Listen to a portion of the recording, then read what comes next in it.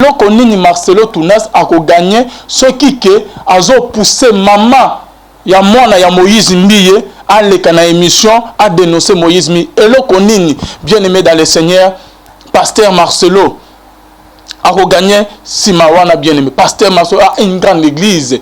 Je crois que Azana Bandimi le pasteur Moïse Mbiye. Qu'est-ce que le pasteur Marcelo Tounas va gagner na Sima Makamunion so bien-aimé? Parce que moi, je me rappelle encore très bien, moi, ça Loba, que non, c'est que j'ai vécu dans la maison de ce soi-disant pasteur. Il est plus qu'un païen. C'est ce que moi, maman ya mwana ya Moïse Mbiye à Lobaka. Alingek abimisa ba makamwe bele o ekeza na motema nae. Et mon jeune fille wana koleka malgré que ba ya famille ba bonne ba sabo pona le na télévision que mon collègue s'est décidé à aller na télévision na émission. Vous allez bien comprendre les choses bien aimées. Na écouté la Moïse Mbiye était. Mais ce qui m'a choqué est dans ma propos, il y a Denis Lesko s'attaquer na pasteur Marcelo Tounas. Dès quand on a ba code. Marcelo Tounas a envié et là comment on pas pasteur Moïse Mbiye. Parce que Marcelo Tounas il a une grande église à Tonyango Kitoko et troisièmement bien aimé dans le Seigneur pasteur Marcelo azana bandimi et belena ndena mona koleka Moïse Mbiye azana bambongo nzamalu awuta na musika bien sûr pasteur Marcelo aza saint adapé na bamabene ya sala mais concernant que likamo que atina mwasi ya Moïse Mbiye Aleka na TV, ce n'est pas ça. Et pour votre information, bien aimé dans le Seigneur, ceux qui retirent à moi, c'est Moïse Mbiye, Aleka na TV, a bébi sa réputation, Moïse Mbiye, a combattre Moïse Mbiye. Ne pasteur Marcelo, c'est la locale. Parce que c'est rien qu'à bien aimé dans le Seigneur. Tant que Marcelo, qui n'est pas poto, Kazari Mazo produit, séminaire, moi, si à Moïse, c'est pas Marcelo, tout n'a pas local. Moi, si à Moïse Mbiye, maman, mon anae. Et ça, maman ya mwana ya Moïse abandaki koya na ba séminaire pour na ko prier. Et mon prier si bo phase la tina suka kutana pasteur bani pour batela loboko bien aimé dans le Seigneur. Ndenge bandi mignon so bazala.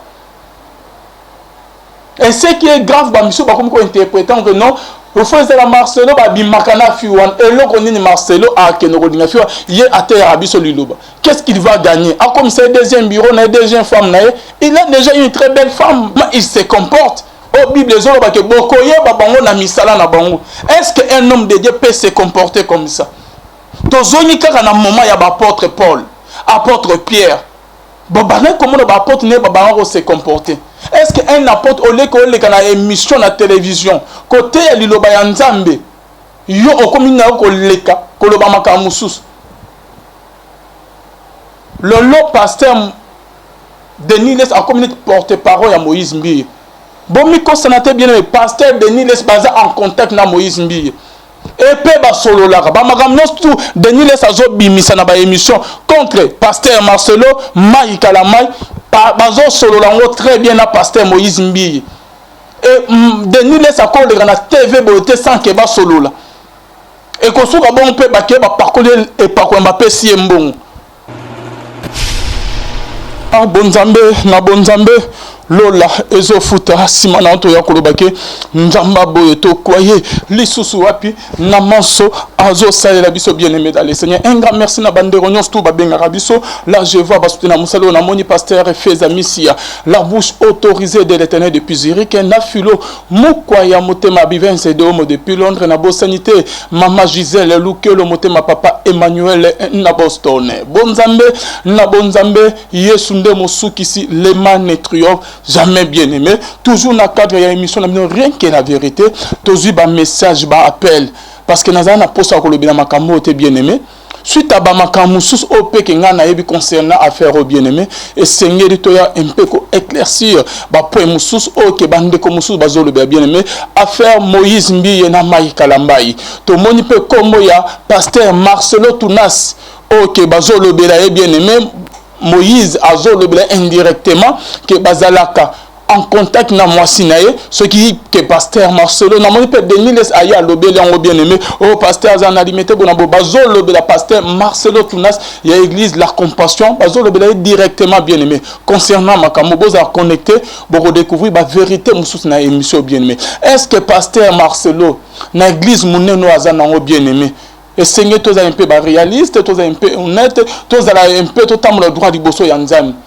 na église pasteur Marcelo Tunas oyo azana ya munene compassion bien-aimé abani na se tozo travailler na SRO na bakaza chez le PDG Blaise Manzan les grands visionnaires na Maman Lise Manzan na pesmi no mbote skabola na biso to bani na Marcelo bien-aimé je crois même qu'il na ba 2011 hein je ne sais pas oui ça fait tellement longtemps pasteur prophète Blaise Manzan azoti na biso qui nous filmer ba culte na ye bo salabo bien to moni Marcelo ndenge a souffrir na musalab ndenge ke église na yo comme niveau azali bien aimé pasteur Marcelo makamba deniles bazo accuser indirectement est-ce que ça ya solo bon selon nga nazo mona ya solo parce que ezaka kimote mamave envers le pasteur Marcelo Tunas parce que nga na yebi pasteur Marcelo na yebi ndenge tamura ndenge ni bien aimé dans le Seigneur a mateya na ndenge ateya que tozala na vie moko to se sanctifier to tamona ko banga na crainte bien aimé dans le Seigneur.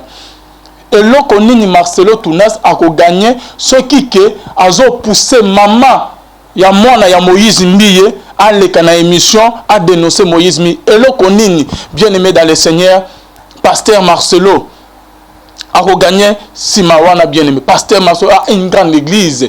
Je crois que Azana Bandimi Minkoleka pasteur Moïse Mbiye. Qu'est-ce que le pasteur Marcelo Tunas va gagner na Simama Kamunion so bien aimé? Je me rappelle encore très bien. Moi, si ok babota na Moïse Mbiye nazo maman ya bana Moïse Mbiye. Aujourd'hui c'est Moïse Mbiye abota bana combien? Parce que to yebi li solo mo na ye ok na fi o babota na ok ye mo beta li solo ke azaki presque marié. Parce que avant que Moïse Mbiye aye pas papa na que papa betel les ekoyaki. Asengi papa na ki article l'église. Papa n'a écouté à non, yo cause à leader, na église, bon, na beau pasteur, bon, rien. Moïse Mbiye a insisté. Papa n'a yebisi Moïse Mbiye que ce qui na tcho pasteur, zalata deuxième pasteur, second ya pasteur Moïse a boyi. En lobby papa pesa na église, so moni que 6 mois église est matité, longo la pesa na église. Et papa n'a pas pesa condition que non, et seigneur la balle. Moi, si oyo que Moïse Mbiye aloba que j'étais presque marié, non, azaki presque marié que abalaki. Et pas na biso ba africain ceux qui ba pèse lieu déjà mbongo d'autres bien mais mariage coutumier eza onza mayebi. Azalaki presque marié, azalaki marié ba salaki mariage coutumier. Tine que bomonaki que esimaki na mwana mwasi wana te bien aimé dans le Seigneur que ba kabwana mwana mwasi qui na zem na pe aboti mwana. Et je me rappelle encore très bien série mwana mwasi qui abotaki mwana Moïse Mbiye andimaki il paraît andimaki moi indirectement ezalaki ba matata ba complication et mwana mwasi série wana alingaki aya ko dénoncer na Kazarema. Et je me rappelle encore très bien ok ndeko grand frère ya Moïse Mbiye abenga Kazarema ko menacer que na ya ko panza biloko bona boy basala tout mwana mwasi aya koleka maman ya mwana ya Moïse Mbiye aya koleka na télévision a dénoncer Moïse Mbiye etikala ko sala matin bango ba tellement que lisolo wana ebima na ba média te mais tambolaki déjà ba menacer Kazarema pona que ba lekisa mwana mwasi wana te.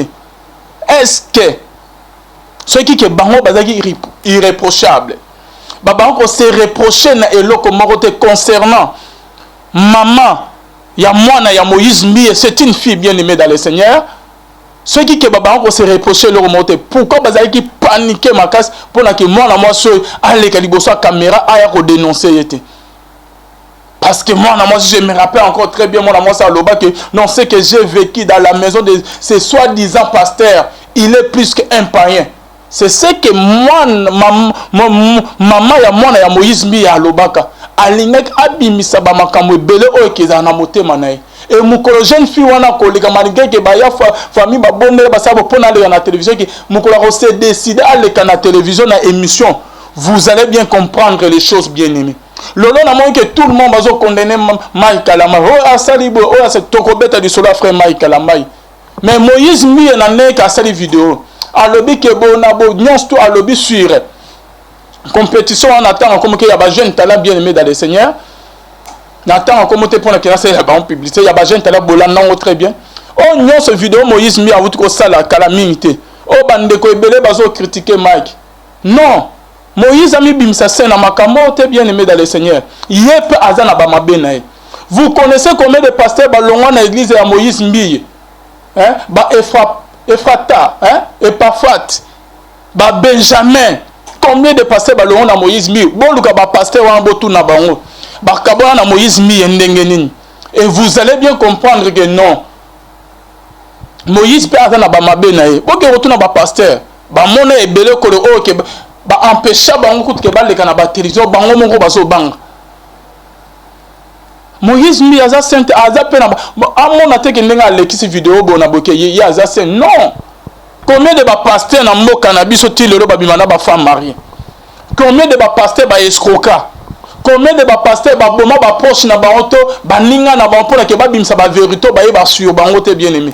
Ba sali ya nzambe be na Congo bien aimé dans le Seigneur, baza capable de tout.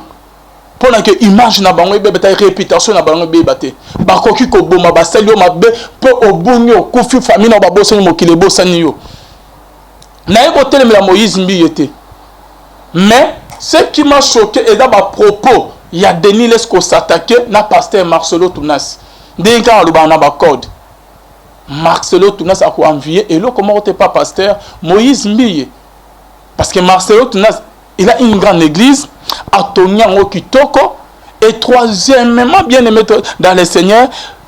Pasteur Marcelo azana bandimi ebele na ndé na mona koleka Moïse Mbiye azana bambongo na nzamalu awuta na musika bien sûr pasteur Marcelo aza saint adapé na bamabe na ya sala mais concernant que likamo que atina mwasi ya Moïse Mbiye aleka na TV ce n'est pas ça.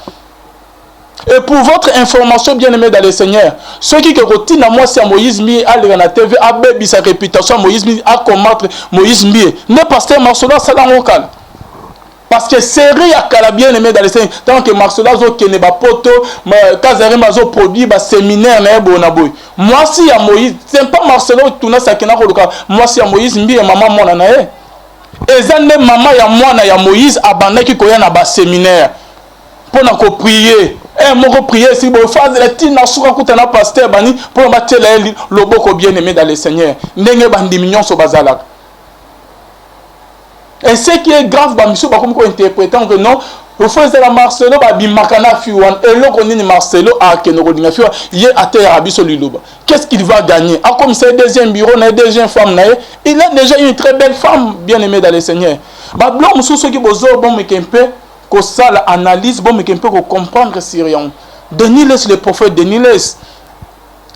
As un exemple, mort, il y a Rolandate. Prophète Denis laisse.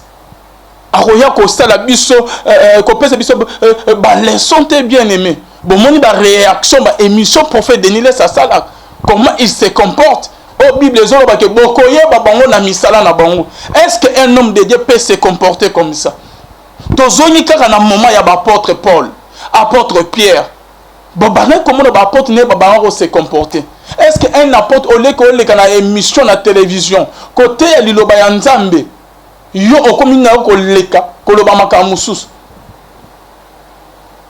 lolo pasteur Denis Les a communiqué porte-parole à Moïse Mbiye bon mi ko sanate bien le pasteur Denis Les baza en contact na Moïse Mbiye et pe ba solo la ba makamnos tout Denis Les azo bimisa na ba émission contre pasteur Marcelo Mai Kalamai bazo solo la très bien na pasteur Moïse Mbiye et Denis Les a ko le na TV beauté sans que ba solo la.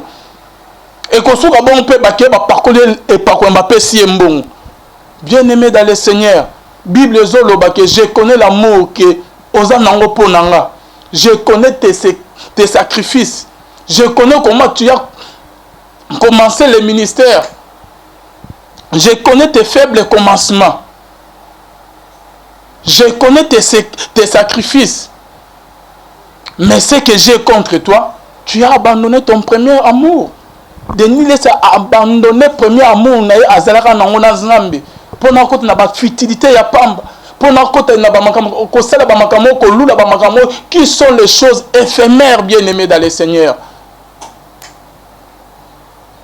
Que servirait-il à un homme de gagner tout le monde s'il perdait son âme et ko servir yo na nini $1000, $2000, lolo que bazo peso comme on a passé un grand pasteur Moïse aza mwana na toko konayo lolo comme roya ko lobele na ba bêtise ko s'attaquer na ba pasteur musus non pasteur Denis Les to comment qu'on regrette aussi misa biso ba télévision au sakola pona biso au melisa biso ba kopa ba ma ya minene c'est que ozali na ona nzambe to ou comment bien aimé dans les saints faites attention à ba makambo on ne touche pas les loin de Dieu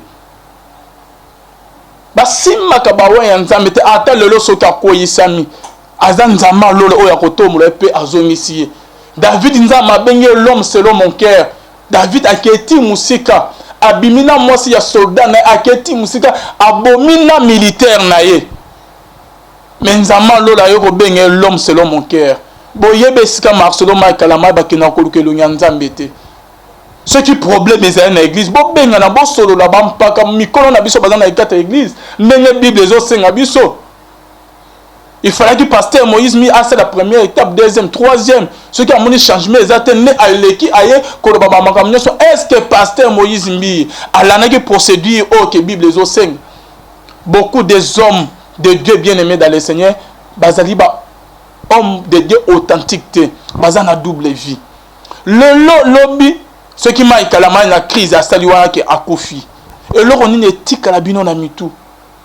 Makanama ya lekisi ba moment difficile surtout moment ya mama ya bana na epenyel boyebi soko Mike azwate boyebi soko que esale na motema tetema a encaisser na motema na cerveau et ko lâcher a sali crise malaise ne ba momi na hôpital le lorsque qui a confié qu'est-ce que vous allez gagner. Moi je suis contre pasteur Moïse Mbiye. Il fallait qu'il parle kana na télévision makamna biso bana na nzambe. Pasteur Albert Kakes na bazali oh bazali ba papa na yo ba pasteur Kiziamina Jean Oscar bazali oh baza ba papa na ba apôtre muto monengo bengise ki ba na ba matanga wana na problème ya bo pourquoi pas que obengise ki ba mbo vando expliquer moi mbo sololi parce que Mike na moi bo banana ekala Mike na ma azala a outi na église na yo bien-aimé et pourquoi pas au saleli procédure wana. En tout cas, le prophète de Niles Azo Betamabe, c'est pas Boyende Sengé comme Mila Makamongo. Marcelo Tounas, il a une grande église, Azana ba fidèle et belé, Azana ba mona ba moyenne au Kenza ma pessier. Marcelo Tounas a quoi envier et pas Moïse Mbiye Nini. Pour na benga maman ya mwana naye. Pour na kaya ko dénoncer Moïse Mbiye. Ceux qui projet na idée ezalaka bongo bien aimé. Ne et salama depuis kala. C'est un Marcelo qui est un séminaire, je me rappelle encore bien. Je crois même que 2014, 2015, quelque chose comme ça, 2013. Ok, moi si à Moïse, moi, pasteur Marcelo, dans le cadre il y a prière. Et non qu'il y a matin, ok, non, pasteur Marcelo Tounas, à Lukarake, Abimana, maman, ya mwana, ya Moïse Mbiye. Et ça, faut bien aimer dans le Seigneur. Moi si ya Moïse Mbiye maman moi na abana ko yakuna na ba prière na poto tant Marcelo ba ko kengo ça ba séminaire OK ils allaient organisé par Kazarema c'est le prophète Blaise Manzami de visionnaire na maman Lise lisolo wana ba bimisa ba audio toyoka botika komona ke ba audio ata mo tika ko bimate et là on est poussé Moïse Mbiye le dimanche à funda pasteur Marcelo indirectement na ba propos na un bien-aimé dans le Seigneur Kolobake, pasteur Marcelo, Azolinga. Parce qu'en l'obélant indirectement, mais nous avons compris qu'Azo le pasteur Marcelo.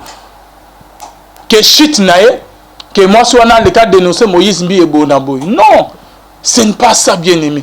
Et tant que bozo ba ke oh maman ya bana Moïse Mbiye, c'est qu'en dehors ya mon auto Moïse a bota na ebana ebele parce que yo que maman ya bana Moïse Mbiye bote moi na te me bana au pluriel. C'est qu'en héros, il y a moi, soit Moïse a beau en cachette ou comment. C'est ce que question au tozo se poser, tozo se déranger. Où va l'église du Congo?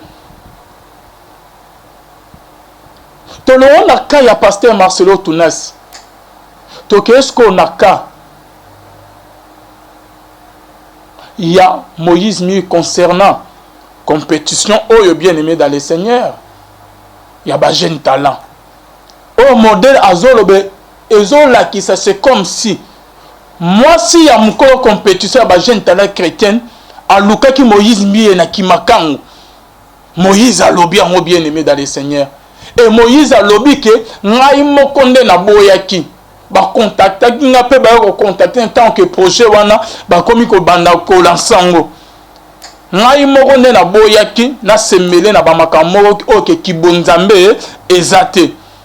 Là selon Moïse mbiye bien aimé a lobby que ba écartaki yete ye moko ne a boyaki. Est-ce que Moïse a zolo ba vrai to a zolo ba faux? Boyo kosko maloba ya papa producteur DG ya compétition oh ya ba jeune talent chrétien ndenga lobby. Ba poser question bonjour pasteur, pourquoi Moïse Mbi était écarté du projet? Pasteur a répondu mukolo projet mukolo compétition ya ba jeune talent à lobby boy. OK, tozong il rentre très bien à répondre à lobby que merci. Personne n'a été écarté. Avec cette histoire de Eliane, il n'est pas disponible et soupçonné tout le monde d'être derrière cette histoire. Il faut bien suivre son voice. À lobby, après histoire, merci, personne n'a été écarté. Avec cette histoire de Eliane, il n'est pas disponible et soupçonné tout le monde d'être derrière cette histoire. Il faut bien suivre son voice. Donc après histoire Moïse mi a comment que déjà qu'on soupçonner nenga so bawana ke ba maman on a couple ba kolo compétition ba jeune talent ba zalaki sima ya likamo ya Eliane ba ngonde ba ba ko tin Eliane a dénoncé Moïse mi a détruit Moïse mbiye. Papa continue aussi, ça allait être difficile de le gérer avec tous les problèmes qu'il avait en ce moment. Et c'est difficile à gérer Moïse mbiye na moment wana. Tant que projet comme il peut que l'ensemble Moïse a des problèmes. Et ce que j'ai vite compris, mon équipe peut-être se retirer, qui ont organisé comme nous travailler naï. On a une compétition, il y a des jeunes talents de Azoloba. Poser une question batunier. Je pense que pasteur Moïse Mi est juste jaloux du bon déroulement des compétition na bangwana na kotanga komo na ngote. Non peut-être soit na bangote. Sans lui, Dieu vous bénit. Et mon collègue compétition à répondre, tu as tout compris. Je me demande comment est-ce que les gens ont de la peine à comprendre. Donc si je comprends bien Moïse, c'est comme si à mon avis qu'il est à se retirer qui n'a dit solo la compétition. À mon avis qu'il a pesé à zana qui bonzama y ma bien. Net à zali sous te balkaboni na bango que compétition est aussi mbaté. Que compétition est que n'a oli bossete. Et lui-même il a été surpris. Denge ba maika la maina bande comme souci ya basi ba Sandra Mbouyi ba Rosny montant ba sangan peut compétition yo et réussir à 100%. C'est ce que peut-être pousser Moïse Mbi na jalousie wana aya ko bimisa makamnyo so pourquoi Moïse Mbi abimisa ka on depuis kalate aya ko bimisa ka na Moïse Mbi ada jalousie mo ekoti kati na ye contre bande ko ba ser na o ke bazali ko kama compétition o pe et réussir ou comment. Et là, on a poussé Moïse Mbiye. Aya koloba nyonso yo. Qui sont derrière Moïse Mbiye? Et là, on a motivé Moïse Mbiye. À salir avec quelle idée? Yakobongise, yakose laver ou comment bien aimé? To jalousie morone botamikaka. Il fallait qu'il va réussir tenet ke bazana ngaite. Il fallait qu'il va kenedi bosso tenet ke bazana ngaite. Jalousie moka et botami envers bango ou comment? Et le papa va poser une question batunier. Étiez-vous ami avec le pasteur Moïse Mbiye? Si oui, qu'est-ce qui n'a pas marché? Et bon, réponse à Mukolo compétition. Je ne suis pas son ami. Et je ne l'ai jamais été. Dieu l'a mis sur notre chemin pour l'aider. Et nous avons commencé notre projet qui semble être un problème. Et le pasteur a dit que Batika jamais koye ba ami. Et ça juste ça m'a permis de attirer Moïse na chemin pour que ba aider bien aimé dans le Seigneur. Et ça ne Moïse a zo ba ba ami bona bo pasteur a atika ko za la ami na été. To a tozo simaka Moïse Mbiye. To longwe pas pasteur Marcelo parce que je n'a ko toucher tout le monde. Ce que toye pas Moïse Mbiye. Moi je me demande bien aimé. Concernant Bamakambo bien-aimé, et là comment est touché Moïse Mbiye à l'obinin. N'ayébite soit vraiment bolanda qui vidéo bien-aimé dans les Seigneur ba onyon bozo benga biso. Moïse Mbiye à l'obi bona vidéo. À l'obi que lorsque vous remarquez une personne qui arrive avec des histoires bizarres au sein de l'église, il faut dénoncer. Waouh! Maloba ya Moïse Mbiye.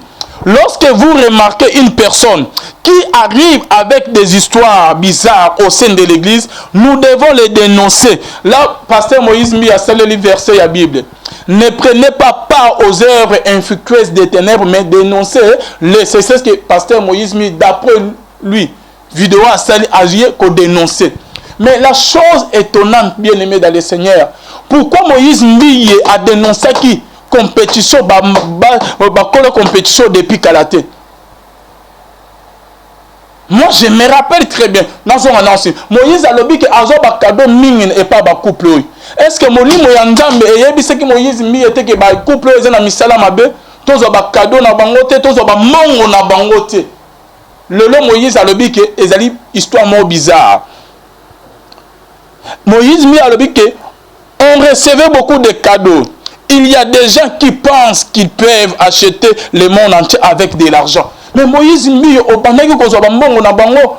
Et pourquoi depuis quand nous sommes au dénoncer mais Moïse Mbiye au dénoncer mikolo. Tant que couple wa ba ko compétition ba comme au Kanawa na Mike Kalamai les frères Mike Kalamai. C'est qui to pesa bango raison que et la jalousie mon ne botami kat na yo o comme jaloux.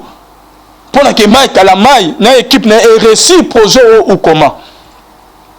Mike Kalamai a un frère na yo bien aimé. Ce qui dit camouflage le kayebo solo là. Moïse a lobby et Seigneur qu'on dénoncer. Et Moïse Mbiye a reconnaître on recevait beaucoup de cadeaux, ba mbongo ebele. Et par couple que Moïse Mbiye le là comme au monde que bazana misala mabe. Depuis quand on soit molimo mo santoyo atalizaki Élysée tant que serviteur na ye azo ke ne kozwa serviteur na Geyazi azo ke ne kozwa bilo et pas général ya si que Moïse Élysée a prié là qui est molimo wana ekoka kotalisa oteke bandeko oyo bozo sona bamazana bilo wa mabe bilo ya diable ba mongo bana ko pesa ba cadeau molimo etalisa ki yote oyoka nzambe to yoka nzambe te nzambe nini oke Moïse Mbiye yo priya oke akoko talisa yo misala na bango ya mabe depuis Kalaté ayeko talisa ka mikolo yo. Non, pasteur Moïse Mbiye, quand tu recevais des cadeaux Moïse Mbiye, nzamba talisa ki yo molimo nzambe ekendaki wapi? Élisée a lobby na Geyazi, a lobby que mon esprit et mon yo et keyaki et mon yo ndengo zozwa babilo mageke Geyazi a wangana. Il y avait une fausse prophétesse bien-aimée. Ok, abana ko sakolana esprit ya Python makampe ya solo. Mais apôtre Paul a monié bien si azo sakola azo makampe solo, mais azalaki na molimo Python katinayi. Apôtre Paul a monaki malamoko. Et bon yo Moïse Mbiye qui dirige une grande église cité Bethel. Nous avons la qui c'est que couple les na misala mabe. Que ba mongo zozo ezo ute na monde mongo ya mabe pas Satan. Nzamba atali ça qui yote. Il paraîtrait bien aimé dans le Seigneur. Moi na moi sur yo. Mukolo ya compétition. Il paraîtrait que ndako Moïse Mbiye azova ya kitoko wana yende atongolaki Moïse Mbiye ndako kobanga na brique zelo ciment minda tout moi na moi soyo nde atongelaki Moïse ndako wana ya kitoko OK eza ndako ya Moïse mi place azo vendre. Il paraîtrait moi na moi so ataki budget yango ba maman bazana mbonga neni ebele boy. Tu n'es que azo tongela ndako Moïse Mbiye molimo mon centre talisa kiyote et ko talisa ka si matamba comme kangama na Mike Kalamai qui est ton frère. Qui est ton frère? Oh, que Boutina et Moussika, pasteur Moïse Mbiye. Mike a sainté, Moïse pas a sainté. Mais botika au parole. Tout le monde a pas faiblesse naie. Mais Moïse Mbiye a mis sa sainté qui n'a li kamboyo. A mis sa sainté n'a li kamboyo bien aimé dans le Seigneur. Et Moïse Mbiye a lobike. Ah, ma kamboyo. Eza moi kokoso. A lobike. La dame, mukolo compétition à jeune talent. A comme qui ça la proposition mon est belé ya bien ma casse. Selon ba dire ya Moïse Mbiye, moi na moi sur mukolo compétition à jeune talent chrétien, a comme qui ne ko luka Moïse Mbiye na kimakan Moïse Mbiya comme resepelisa na mbet Moïse Mbiya ba comme bima na mukolo compétition ya ba jeune talent et Moïse a lobby que j'ai dit non na telemelaki na boyaki que na comme tina niveau que a comme makangu nanga et Moïse Mbiya a lobby que j'ai dit même à cette dame toi tu ne peux pas protéger ta famille. Au lieu qu'on m'y côté na makam nyonsoy. Moïse a le bien après sina maman au conseil, protège ta famille. Et moi c'est ayebi c'est que non mon mari est au courant ata ayeb a resale le côté. Et Moïse mi a ko conclure kolobake. C'est que mobali naye ayebi ba makam moi cha salak. Attaque akeya lali na na mibali musus amemeleka étoile ba chance na bango ba koma ko sale lango bien aimé. Ba koma ko sale lango. À traiter maman on dirait que abimana mi va poko yiba ba étoile. C'est pour cela que ba pasteur ming ba musicien mi au monde que a komi ko okazo bin album premier deuxième troisième album et zo yo canté après ça de crise a Kofi accueilli par rapport ya babiloko moi na moi so ba proposer Moïse mi ka ko mama kangu na mais Moïse a lobby que ayebisa ki ye non etimbate et ayebisa ki ye boy ayebisa ki en face. Koyebisa mwana mwasi mukolo compétition ya ba jeune talent chrétien, il y a des gens sur cette terre qui ne sont pas prêts à tout pour l'argent. Moïse a le besoin la bande belé na mokilo qui ne sont pas prêts à tout pour l'argent. Bien sûr, bien aimé dans le Seigneur Moïse a lobby likambo ya malam. Parce que et si que o eke ezo touché nga oh là là là là mutu komi ko beta. Moïse par là, j'ai vite compris que aboya qui proposition ya mamoy a tenu en face qu'il y a des gens sur cette terre qui ne sont pas prêts à tout faire pour na ko gagner mbongo. Moïse a boyi qui makam mamo abana ko lokai. Mais aye ko mona maika la mai bakanga mina mamoy. Oh my God, my God, my God. Par là, nous avons compris que et nazos me ko ça analyse muke. Proposition maman a qui n'a proposé Moïse Keba Mimanae c'est que Mike Kalamai andima qui va comment ko bimana maman est-ce que vidéo ils ont circulé et ça y a solo maman o mukolo compétiteur ba jeune talent chrétien bazali na chambre na Mike Kalamato et ça na onka ba montage ba sali soit que ndeko mususu azana ba profil ndenge moko na Mike Kalamai ne ba publier ou comment pour na connuire Mike Kalamai ou comment passer na mboko na biso na moki alo tout et possible bien aimé ce que vous en avez avec mon okosala nyonso tout photo moko ya Rosny et wita kota mola ke fimo Rosny azo simba bona boye passer mutaka ba mutakaliser mais Rosny et ko bimake non ezam Rosny te eza fimo ba kokana na Rosny makasi est-ce que zande mo na vidéo te ko zo mo ke ndeko mo frère mo ba kokani na mai kalama makasi ba zo zo écoute bien te bona boso ke ndeko mo ke bona bo aye pour que ba bebisa ba nuit mai kalama ou comment est-ce que proposition Moïse Mbiye aboyaki après avoir kozo ba mbongo ebele ya mama oyo après avoir que maman ko pesa ba cadeau ebele kotongela ndaku il paraît ye mutatongela Moïse ndaku de a bonzambe na bonzambe lola ezofuta simana onto ya kolobake nzamba boye to kwaye lisusu wapi na manso azo salela biso bien-aimé dans le Seigneur un grand merci na bandero nyonso tout babenga rabiso là je vois basutena musalo na moni pasteur Feza Misia la bouche autorisée de l'Éternel depuis Zurich na filo mukwaya motema bivense de homo depuis Londres na bosanité mama Gisèle Lukelo motema papa Emmanuel na Boston bonzambe na bonzambe Yesu nde mosukisi le man triomphe jamais bien aimé toujours na cadre ya émission na rien que la vérité toujours ba message ba appel parce que nazana na posa ko lobina makambo te bien aimé suite à ba makambo sous op ke nga na yebi concernant affaire au bien aimé et seigneur to ya un peu ko éclaircir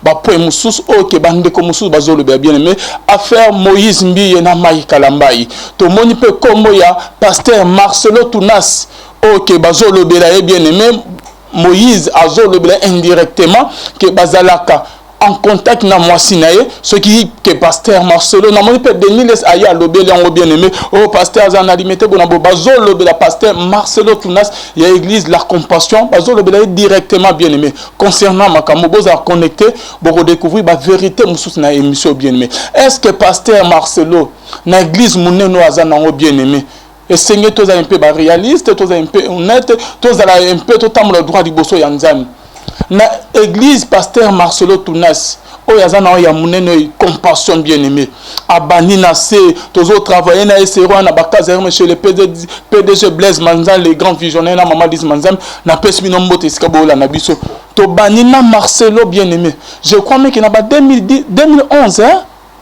je ne sais pas oui ça fait tellement longtemps pasteur prophète Blaise Manzam azoti na biso qui nous filmer ba culte na ye bo salabo bien mais to moni Marcelo ndenge a souffrir na musalab ndenge que église na ye comme niveau azali bien aimé pasteur Marcelo makamba Denis bazo accuser indirectement est-ce que ça ya solo bon selon nga nazo mona ya solo parce que ezaka kimote mamabe envers le pasteur Marcelo Tunas parce que nga na yebi pasteur Marcelo na yebi ndenge tamura ndenge ni bien aimé dans le Seigneur a mateya na ndenge ateya que tous à la vie moko to se sanctifier to tamona ko banga na crainte bien aimé dans le Seigneur. Et loko nini Marcelo Tunas a gagné ce qui a poussé maman ya mwana ya Moïse Mbiye à l'écana émission à dénoncer Moïse Mbiye. Et loko nini bien aimé dans le Seigneur pasteur Marcelo a gagné Simawana bien aimé pasteur Marcelo a une grande église. Je crois même que Azana bandimi mingi koleka pasteur Moïse Mbiye. Qu'est-ce que le pasteur Marcelo Tunas va gagner na sima makamunyon so bien aimé? Je me rappelle encore très bien. Moi, si ok, babota na Moïse Mbiye, nazo, oh, maman ya bana Moïse Mbiye. Aujourd'hui, c'est Moïse Mbiye abota bana combien? Parce que tu yebi li solo mo na ye, ok, na fio babota na ok, ye mora beta li solo ke azaki presque marié. Parce que avant que Moïse Mbiye aye pas papa na ye, que papa bete les aye ekoyaki. Asengi papa na ye ki atiki la église. Papa n'a écouté à non, yoko zadider, ten na église, bon, na bo pasteur, bon, rien. Moïse Mbiye a insisté. Papa n'a yebis Moïse Mbiye que ce qui na tcho pasteur, zalata deuxième pasteur, second ya pasteur, Moïse a boyi. En lobby papa pesanga église, so moni que 6 mois, église est matité, longo langa pesanga église. Et papa n'a pas cette condition que non, et saigner la balle. Moi, si oyo que Moïse Mbiye aloba que j'étais presque marié, non, azaki presque marié à Balaki. Et pas un abisso africain, ceux qui va celui déjà mon d'autres bien mais mariage coutumier, et ça on a mayebi. Azalaki presque marié, azalaki marié, basalaki mariage coutumier. Tine que bon monaki que esimaki na moi si wana te bien aimé dans le Seigneur que bakabwa na moi ça qui est na zem na pe aboti mwana. Et je me rappelle encore très bien série moi so qui a boté qui moi Moïse Mbiye andimaki il paraît andimaki moi indirectement et zalaki ba matata ba complication et moi so série wana alinaki aya ko dénoncer na Kazarema et je me rappelle encore très bien OK ndeko grand frère ya Moïse Mbiye a benga Kazarema ko menacer que na ya ko panza biloko bona boy basala tout moi si aya koleka maman ya mwana ya Moïse Mbiye aya koleka na télévision a dénoncer Moïse Mbiye etikala ko sala matin bango batelema ke lisolo wana ebima na ba média te mais tambola ki déjà ba menacer kaza impona ke ba lexa mwana mwasi wana te. Est-ce que ce qui que bango bazaki irréprochable ba bango se reprocher na eloko moko te concernant maman ya mwana ya Moïse Mbiye, c'est une fille bien aimée dans le Seigneur. Ceux qui ont se reproché leur monter, pourquoi bazali qui paniquer ma casse pour que moi allez la caméra aya ko dénoncer. Parce que moi je me rappelle encore très bien moi ça loba que non c'est que j'ai vécu dans la maison de ces soi-disant pasteurs, il est plus qu'un païen. C'est ce que moi maman ya mwana ya Moïse Mbiye ya lobaka alinek abimisa ba makambo ebele oyo kezana na motema na ye. Et mukolo jeune fille wana koleka malgré que ba ya famille ba bonne ba sabo pona aller na télévision que mukolo ko se décider aller na télévision na émission, vous allez bien comprendre les choses bien aimées. Lolo na mo que tout le monde bazo condamner Mike Kalamai. Oh asalibo oh c'est tokobeta du solo frère Mike Kalamai. Mais Moïse mi na ne ka sali vidéo. Alobi ke bo na bo nyons to alobi sur compétition on attend comme que y a ba jeune talent bien aimé dans le Seigneur.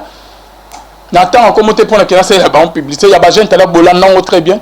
Oh nyons vidéo Moïse mi a vutu ko sala calamité. Oh bande ko ebele bazo critiquer Mike. Non. Moïse a mis bimsa scène à makambo te bien aimé dans le Seigneur. Yep azana ba mabenae. Vous connaissez combien de pasteurs balongwa na église ya Moïse Mbiye? Hein? Ba Ephrata, hein? Epaphrat, ba Benjamin. Combien de pasteurs balongwa na Moïse Mbiye? Bon luka ba pasteur wa botu na bango. Ba kabona na Moïse Mbiye ndenge nini. Et vous allez bien comprendre que non. Moïse peut azana ba mabenae. Boke retourna ba pasteur. Ba mona ebele ko le o ke ba empêcher bango kutu ke ba leka na ba télévision bango mongo bazo banga. Moïse mi aza sainte aza pena amona te ke ndenga lekisi vidéo bona boke ye aza sainte non. Combien de ba pasteur na mboka na biso ti lelo ba bimana ba femme mariée. Combien de ba pasteur ba escroka. Combien de ba pasteur ba boma ba proche na ba auto ba ninga na ba mpona ke ba bimsa ba vérité ba ye ba sur bango te bien aimé. Ba sali ya nzambe be na Congo bien aimé dans le Seigneur, baza capable de tout.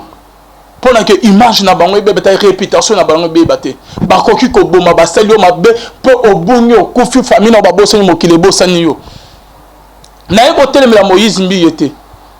Mais ce qui m'a choqué est d'abord propos il y a Denis Lesko s'attaquer na pasteur Marcelo Tounas dès quand le bana ba code Marcelo Tounas a ko envier et là comment t'es pas pasteur Moïse Mbiye parce que Marcelo Tounas il a une grande église à Tonyango Kitoko.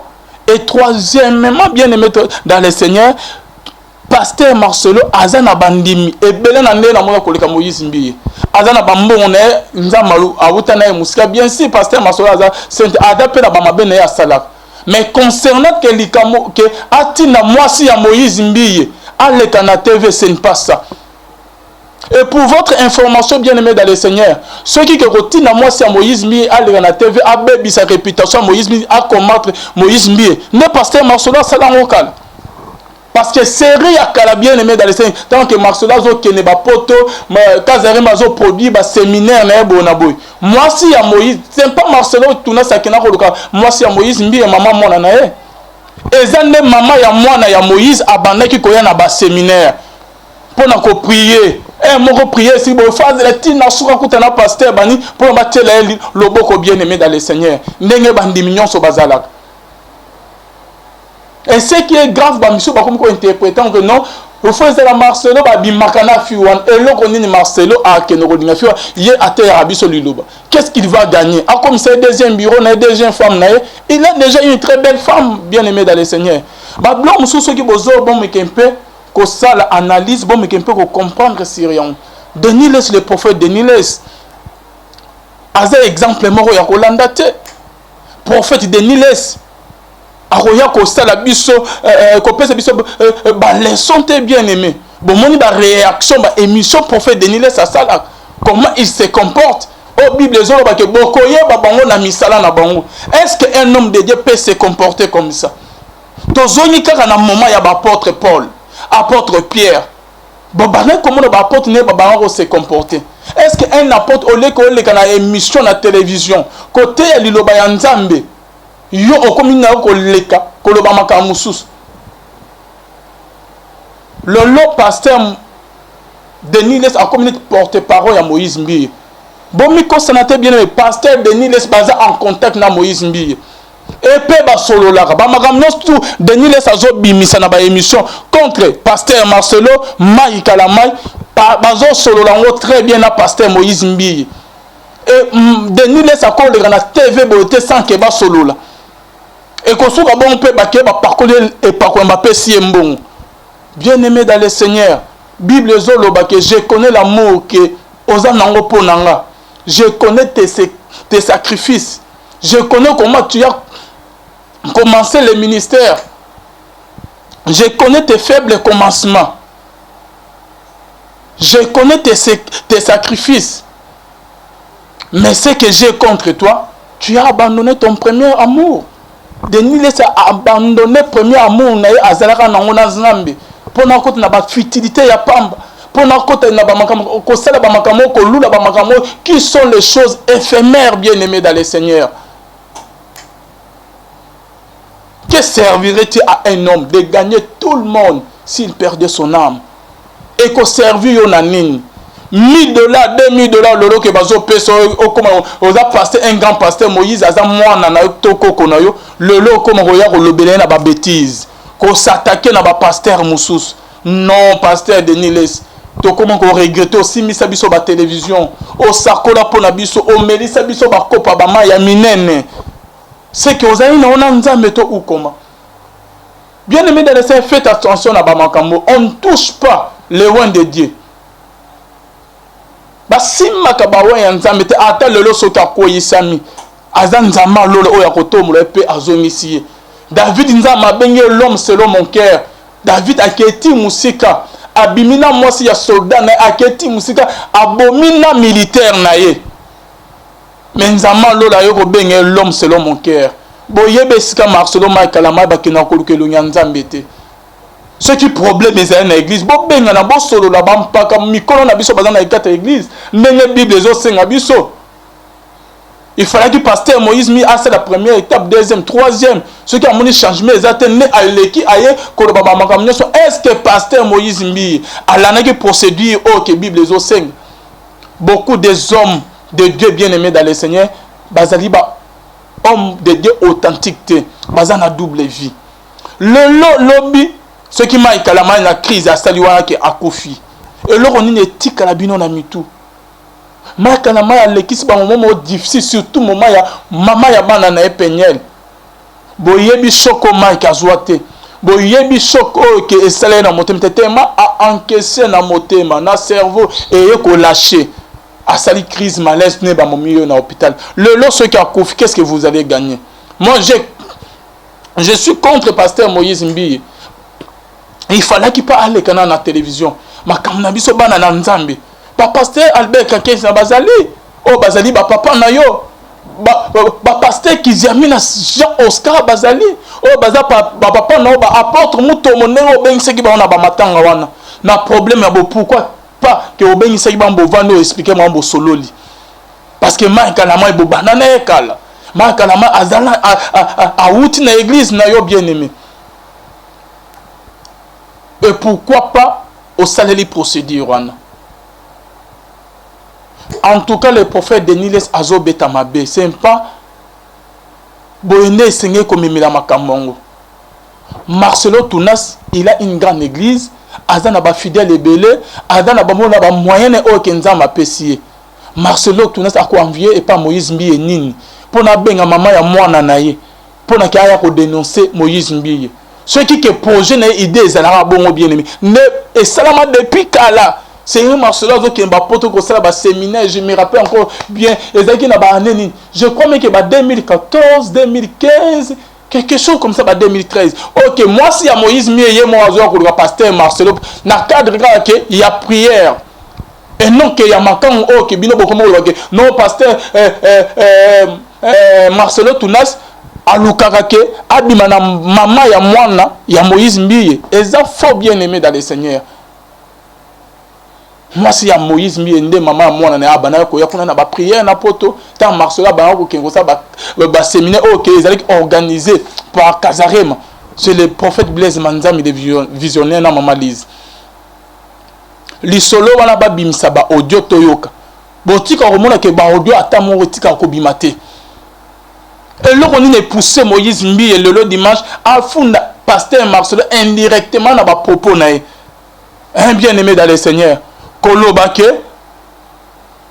pasteur Marcelo, Azolinga. Parce qu'Alobela indirectement, mais nous avons compris qu'Azolobe pasteur Marcelo. Que chute nae, que moi soit dans le cas de dénoncer Moïse Mbiye Bonaboy. Non, ce n'est pas ça, bien-aimé. Et tant que bozo ba ke o maman ya bana Moïse Mbiye c'est que en dehors ya mwana otoye Moïse abota bota na bana ebele parce que yoki ke maman ya bana Moïse Mbiye bote mwana te me bana au pluriel c'est que en dehors ya mwana moi soit Moïse abota na en cachette ou comment c'est ce que question autozo mi tozo se poser tozo se déranger où va l'église du Congo. Tolon na cas ya pasteur Marcelo Tunas. Qu'est-ce qu'on a cas? Il y a Moïse Mi concernant compétition, oh bien aimé dans les seigneurs. Il y a des jeunes talents. Oh modèle azolobe ezola qui ça c'est comme si moi si y a mon compétition à jeune talent chrétienne à Luka qui Moïse Mi na kimakango. Moïse a lobby en bien aimé dans les seigneurs. Et Moïse a lobby que ngai mokonde na boyaki. Ba contacter qui n'a pas ba contacter en tant que projet wana ba komi ko banda ko lansango. Ngai mokonde na boyaki na semele na ba makambo o ke kibonzambe ezate. Là selon Moïse Mi est bien aimé. A lobby que ba écarta qui était. Yé mokonde a boyaki. Est-ce que Moïse a zolo ba vrai to a zolo ba faux? Boyo kosko maloba. Il y a papa, producteur, DG, il y a compétition, il y a des jeunes talents chrétiens dans le lobby.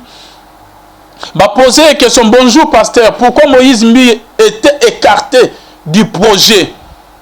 Pasteur a répondu, projet, compétition, il y a des jeunes talents, lobby boy. Ok, tous on est très bien. À répondre, à lobby, merci. Personne n'a été écarté. Avec cette histoire de Eliane, il n'est pas disponible et soupçonné tout le monde d'être derrière cette histoire. Il faut bien suivre son voice. À lobby, après histoire, merci, personne n'a été écarté. Avec cette histoire de Eliane, il n'est pas disponible et soupçonné tout le monde d'être derrière cette histoire. Il faut bien suivre son voice. Donc après l'histoire Moïse Mi a comment que déjà qu'on soupçonné n'enga sur le bawana que ba maman on a couple ba kolo compétition ba jeune talent ba zalaki sima ya likamo ya Eliane ba ngone ba continue Eliane a dénoncé Moïse Mi a détruit Moïse Mi. Papa continue aussi, ça allait être difficile de le gérer avec tous les problèmes qu'il avait en ce moment. Et zalaki difficile à gérer Moïse Mi en un moment wana. Tant que projet comme il peut que l'ensemble Moïse a dit n'a pas problème. Et ce que j'ai vite compris, bah mon équipe m'a ramené sur bah on est peut-être se retirer, bah qui on organise comme ça va travailler naï. On est en cours compétition, il y a des jeunes talents né à Zoloba. Bah poser sur question bah tourner. Je pense que pasteur Moïse Mi est juste jaloux du bon déroulement des compétition na bangwana na kota na komo na ngote. Non peut to sona bangote. Sans lui Dieu vous bénit. Et mon colo compétition à répondre, tu as tout compris. Je me demande comment est-ce que les gens ont de la peine à comprendre. Donc si je comprends bien Moïse Mi, c'est comme si à mon avis qu'il est à se retirer qui n'a dit solo la compétition. À mon avis qu'il a pesé à zana qui bonzama yé ma bien. Net à zali sous te balkaboni na bango que compétition est aussi mbaté. Que compétition est que n'a on libosete. Et lui-même il a été surpris. Denge ba maika la mai na bande ko mususu ya basi ba Sandra Mbuyi ba Rosny montant ba sangan peut compétition yo et réussir à 100%. C'est ce que peut-être pousser Moïse Mi na jalousie wana aya ko bimisa makamunyo so pourquoi Moïse Mi abimisa ka depuis kalate aya ko bimisa ka na Moïse Mi ada jaloux jalousie mo ekoti kati na ye contre bande ko ba ser na o ke bazali ko kama compétition o pe et réussir ou comment. Et là, on a poussé Moïse Mi aya koloba nyonso yo. Qui sont derrière Moïse Mi? Et là, on a motivé Moïse Mi à saler avec quelle idée? Yakobongise yako se laver ou comment bien aimé? To jalousie morone botamikaka. Il fallait qu'il va réussir tenet ke bazana ngaite. Il fallait qu'il va kenedi boso tenet ke bazana ngaite. Jalousie monka et botami envers bango ou comment? Et le papa va poser une question batunier. Étiez-vous ami avec le pasteur Moïse Mi? Si oui, qu'est-ce qui n'a pas marché? Et bon, il y a réponse à Mukolo compétition. Je ne suis pas son ami. Et je ne l'ai jamais été.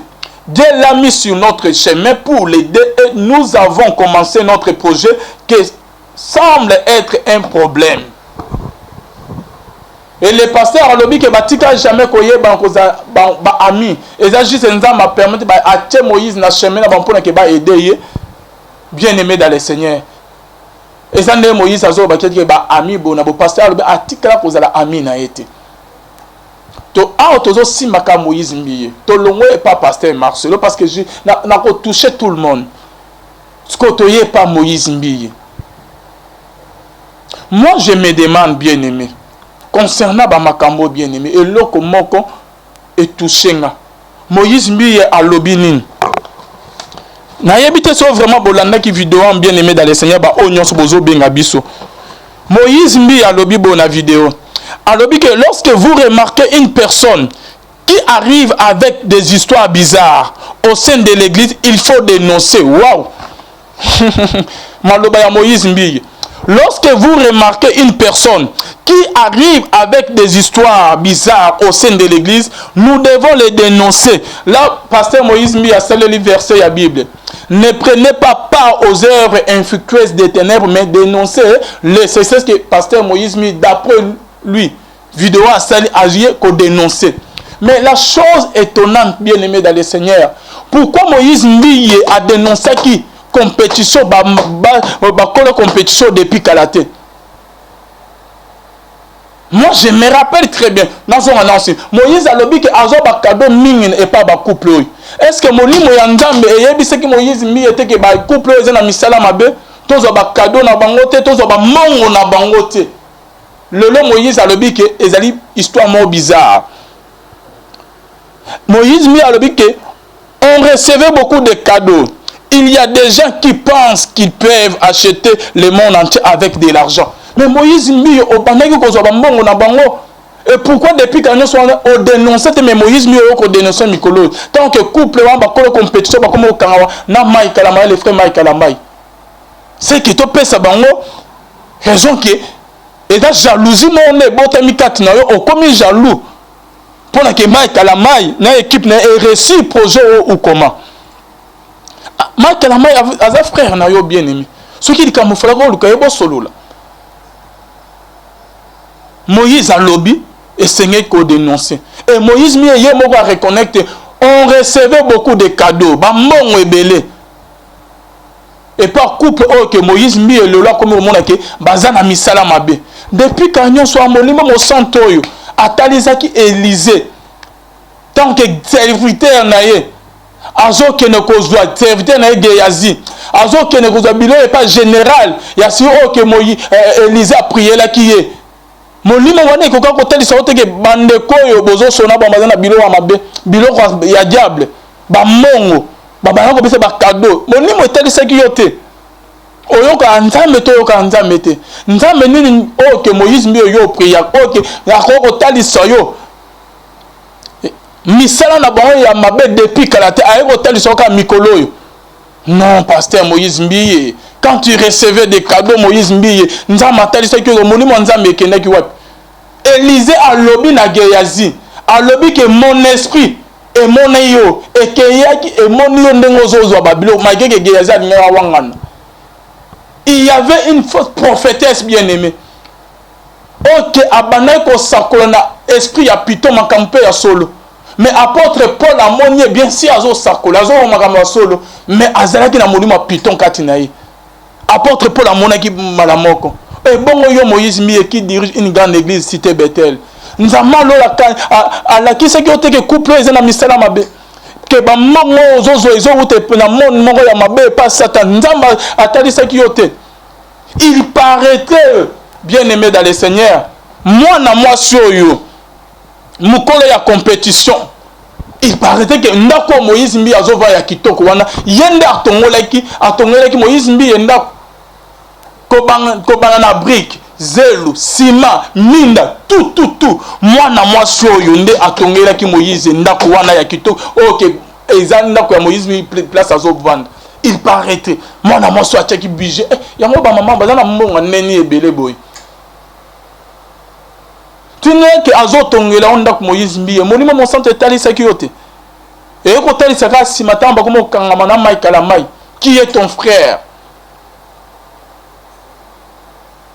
qui est ton frère OK bouti na musika pasteur Moïse Mbiye Mike aza sainte Moïse pas aza sainte mais botika au parole tout le monde a ba faiblesse na ye mais Moïse Mbiye ami bimisa sainte ke na likambo yo ami bimisa sainte na likambo bien aimé dans le Seigneur Et Moïse mi ya lobike ah makambo yo eza mo kokoso alobike la dame mukolo compétition ba jeune talent akomaki ko sala ye ba proposition moko ebele ya bien makasi selon ba dire ya Moïse mbiye mwana mwasi oyo mukolo compétition ya ba jeune talent chrétien akomaki nde ko luka Moïse mbiye na kimakangu Moïse mbiye akoma ko sepelisa ye na mbeto Moïse mbiye bakoma ko bima na mukolo compétition ya ba jeune talent et Moïse alobi que j'ai dit non na telemelaki na boyaki que na koma tina niveau que akoma makangu nanga et Moïse mbiye alobi que j'ai dit même à cette dame toi tu ne peux pas protéger ta famille au lieu qu'on m'y côte na makambu nyonso Moïse alobi après sina maman au conseil protège ta famille et moi c'est ayebi c'est que non mon mari est au courant ata ayeb a resale le côté et Moïse mi aye ko conclure ko lobake c'est que mobali na ye ayebi ba makambu moi cha salak attaque akeya lali na na mobali mibali musus amemeleka étoile ba chance na bango ba koma ko salela ngo bien aimé ba koma ko salela ngo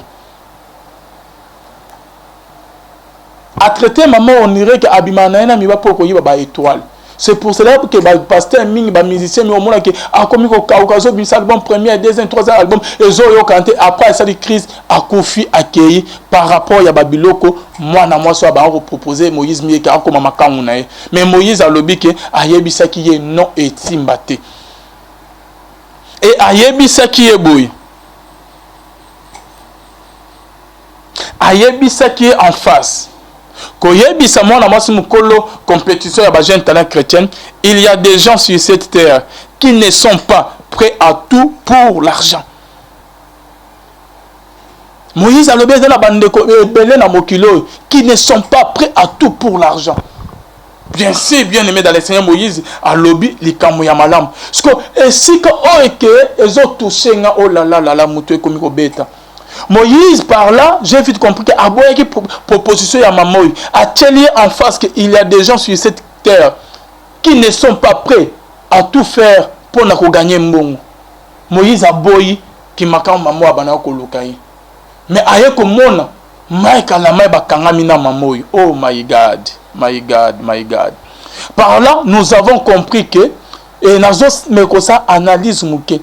Proposition maman a kena ko proposer Moïse ke ba mimanaye c'est que mai kala mai andima ki ba koma ko bimana maman est-ce que vidéo ezo circuler eza ya solo maman oyo mukolo compétiteur ba jeune talent chrétien bazali na chambre na mai kala moto eza na onka ba montage basali soit que ndeko mususu azana ba profil ndenge moko na mai kala mai ne ba publier ou comment pour na ko nuire mai kala mai ou comment passer na mboko na biso na moki ya lo tout et possible bien aimé ce que vous en avez avec mon okosala nyonso tout photo moko ya Rosny et wita kota mola ke film Rosny azo simba bona boye passer mutaka ba mutakaliser mais Rosny et ko bimake non ezam Rosny te eza film ba kokana na Rosny makas est-ce que zande mo na vidéo te ko zo mo ke ndeko mo frère mo ba kokani na mai kala mai makas ba zo zo écoute bien te bona bo so ke ndeko mo ke bona bo aye pour que ba bebisa ba nuit mai kala mai ou comment est-ce que proposition Moïse mbiye aboyaki après avoir kozo ba mbongo ebele ya mama oyo après avoir que maman ko pesa ba cadeau ebele kotongela ndaku il paraît ye mutatongela Moïse ndaku de a tout moi na moi so nde atongela Moïse mbiye ndaku après avoir kozwa ba bien nae a ko proposer Moïse ke babi manaye Moïse a lobi que je ne suis pas prêt à tout faire pour na zo mbongo non likam ya kokim ya kobi mais si mate Moïse a yebise que non éthique kosim mate protège ta famille et moi na moi ça ata mobana nga yo ki asa le côté parce que ba mbongo nyons azan non izan ngande mutu nazo sa ba mbongo et Moïse a ko comprendre que c'est que ba maman bazana misala mabe ba yiba ba étoile ba nyaba détruire ba yiba étoile ni nayi so net Moïse andima kité alobi ke aboya ko kota na ye na baniwa Moïse mi alobi ke aboya ki ko sangaje ko kota na ba makambo na bien aimé dans le Seigneur parce que ayebaki ke eza na puissance moko ya mabe oyo ezo opérer derrière compétition yo il y a un jeune talent chrétien bien-aimé. Parce que n'est que maman bakomi ko solo la na pasteur Moïse Mbiye Moïse aboyaki. Par là je me pose la question. Est-ce que Mike Kalama animé que bakoma bimana maman ou comment? Parce qu'il paraît très bien aimé dans les seigneurs dans autres on a conditionné honnête yoki que ndako Mike Kalama ya zali place à église na kalembele me na ligne wala moi si on est abimisa qui plus de $150,000 à sommer le pont ya église. A salier bakado ne pe que ka sala na Moïse Mbiye batika na bango bimate ou comment? Et pourquoi moi si akeka koluka proche ya Moïse Mbiye? Ba musicien basé belé akeka koluka Mike Kalamba. Yango bokomona ke relation ya Mike Kalamba na pasteur Moïse Mbiye ezalaki lisusu bien te depuis que fi wana longo pa Moïse a s'attacher na Mike Kalamba. Mike Kalamba animaki proposition ba bimanaye ba $150,000 excusez ba sommer le pont eza parce que maman akomaki likangu na ye bien aimé ou comment? Et bah lobby qui est dans la vidéo mon bakangaki photo Mike Kalamba na mwana mwasi na boîte de nuit. Oh là là. Et mwana mwasi ko aye abengi Moïse azolela banini oh bakangi biso ba photo te kenaki na boîte bona boy ba comment ça biso chantage na pesi mongo azolingata azobana bakise musu na koboma yo non eloko etushenga. Voilà bien aimé dans le Seigneur. Oh Moïse a lobby oh akoboma ndeko afilmaki bango akangaki bango ba photo il partait yena Mike Kalamba na boîte que akoboma mwana mobali wana. Voilà bien aimé dans le Seigneur makameko komina na kata église. Beaucoup de pasteurs bien aimés dans le Seigneur bazana makila na maboko. Là laisse-moi vous le dire. Ba boma ba proche ba pasteur OK ba longo na ba église na bango. Église muso eza na limetawa. Et si ka ba prière ceux qui paient ba koma ba nini. Boyebi combien de personnes ba pasteur ma pasteur wana boma pona ke ba vérité bi matin. Boyebi combien de ba makambo église moko ezala na limité oh ba beta ba plein ba prière ba koma bona boy. To kutana na moko ya église na bango na kata église ya ba combat spirituel bona boy. Il paraît que ba boma ba sima ba makila ya ba proche na bon temps ba longwa temps ba komi au sa succès ba moyen que ba yebi ba secret na biso éliminer bango bien aimé na mboka Congo ba pasteur ebele surtout ba o baza élevé baza ndenge mona ba politicien bien aimé ceux qui amont que comment ma place que aller là à se retrouvera aza capable à bomio peu lisolo no et limo bien aimé oh ils allaient contraire na ba musicien ya mokili. Oh, que tu finis à octobre, ba musicien mais et pas ba pasteur ba tout moment déjà bazana makila na mabo. Vous savez combien de ba pasteur ba boma ba ndeko na biso ba frère ba kinwa na kati akina ba bomba na ba poison ba tini ba beti massage pe ba kofi pour nous soit ko protéger image na ye le lot bien si mokile mono malam mokile mono oza saint mokile mono ko oza bien est-ce que liboso nzambe oza saint est-ce que liboso nzambe ozo tamona ko banga ye est-ce que liboso nzambe lolo mokiba ko betelo maboba banimi o lakisi bango oza malamu mais ceux qui nzamba lolo oza malamu te yeba ke nyonso autour ozo sala vanité de vanité mokola liwa na yo pose-toi la question okokende wapi lolo zo vivre na ba femme mariée ozo bima na ba homme marié yo pasteur yo musicien ozo bima na ba fiancé basi ba leki ba yaya na ndenge mo ya kobatama yeba ke un jour nzama lola akobimisa na poisse eza na eloko mote etika la cause la caché sans que nzambe abimisa ngo polele nyonso tout bosala na kuku en cachette nzambe akobimisa ngo un jour sala na ba mabe mais un jour nzambe akobimisa ngo bien aimé na église na biso ba makambo ebele il y a même des pasteurs na ba musiciens chrétiens et pas na ba kipi bada kipidité et là tabango nzoto pe kindumbe et là tabango nzoto.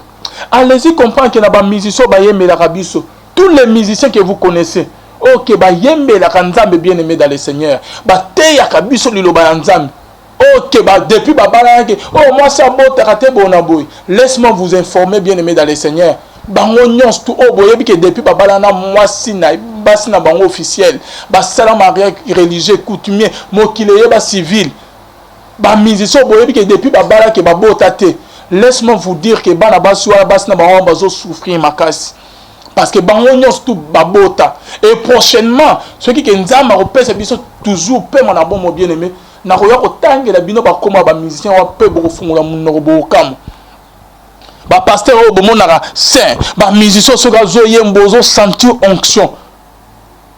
Et ça, on a 3-4 musiciens, ceux qui commettent des musiciens. Ok, babala depuis babala basi na ba ok mukibaye moi ça beau raté. Mais musiciens lilo bata di sarabiso, lilo bote rabiso, ya ba Abraham, ya ba Sarah bonaboy. Ada na confiance en Nzambe na ete ata lelo simité, lobi na minute ya suka Nzambe ako botisa yo. Bango baza na patience wana te. Bango nyonso tout, babota bana en cachette. Bokoye bango bien aimé. Ba musicien que basi na ba bota été les musiciens chrétiens ba bota di bana ba deuxième ba troisième bureau en cachette mukile baraté mais un jour to ya ko bimisa on a émission rien que la vérité. Allez-y comprendre ba pasteur nyons tout ba divorce bazana ba protocole ko bimana bango bazana ba petite chérie en cachette. Allez-y comprendre ba o ba te ya biso lilo ba nzambe. Beaucoup de pasteurs na Congo bazali ba pasteur authentique te bien aimé. Bango nyonso presque bango bazana double vie. L'une vie en cachette peut vivre muso o bazo la biso en public bien aimé. Aza saint atamona ko banga nzambe wana zo azo chaye surtout ba pasteur o baza trop sérieux là. Alors ba mi tazo on dirait que nzambe nda vanda nanda kunaye mais ake ba kena ba bota di bana ba deuxième troisième bureau. Parce que basi na baona ndako babota raté ba non maman tala bona bo to s'occuper yo vanda moi so na tika ko tsena ndako te et là jusqu'à que na bot na zo landela ba nini bana bakola bazotanga mais yo ne moi si ya palin. Allez-y comprendre les solos ya ba musiciens chrétiens. Mon frère ma sœur moi depuis que je me suis rapproché na ba musicien ba grand pasteur o ba yeba na découvert ba makambo ebele nga jamais na ko pesa confiance na leki na ngai. Il y a moi si ndeko na ya moi qui a que ndeko tala ko consulter pasteur mobo ceux qui n'a pas problème non bako bimana est bien aimé pasteur ya kibonzame na Congo baza ba sérieuxté et là pasteur musuna musicien oui ceux qui a les cas zo yembela nzambe nkolo kibonzame ozomo ngeke oyo alala na nzambe pa na une chambre moko abala adana bana na ye mususu. Mais combien pasteur wana musicien wana a senta tina mwana na Amérique a que nous revendre abota na film sous église na ye pasteur wana kuti e finalement mo yinda kama kasi baninga ki bakanga ba bengi bandeko na ba eko sala intervention abimaka na mwana muke mwana vierge a des vierges maquillés comment comme bani et comment qui niveau à l'école que et panzan généralement on a sala intervention ye mutaza na dossier wana baye ba dédommager famille ba pesi mo ya za mosa na nzamba ta bobimisa ngo ese sami bo gagner l'autre bozwa mbongo nyos tu bo senga to pesa bino bazui ba parents mbongo ba pesi ba mais abimina mo na 15 ans OK ba parents batina na église ya ko prier bo moni makambo isala na ba église na biso et pas ba musicien chrétien ba pasteur combien de pasteurs OK ba sima ba magie combien de ba pasteurs OK ba travailler ba pratiquement aux ali biblique même bino bozo betela bango mabo là c'est pour vous dire que Satan, diable, a se déguisé bien aimé dans le Seigneur, dans l'ange, il y a lumière pour nous détruire Moussa Nankolo. Et je commence à me poser des questions. Est-ce que Bengama to Bengama te Bayoka Nzame to Bayoka Nzame to Bayoka Abademo. Et loko na fongoli ni parce que eloko Moïse mbi ya lobi.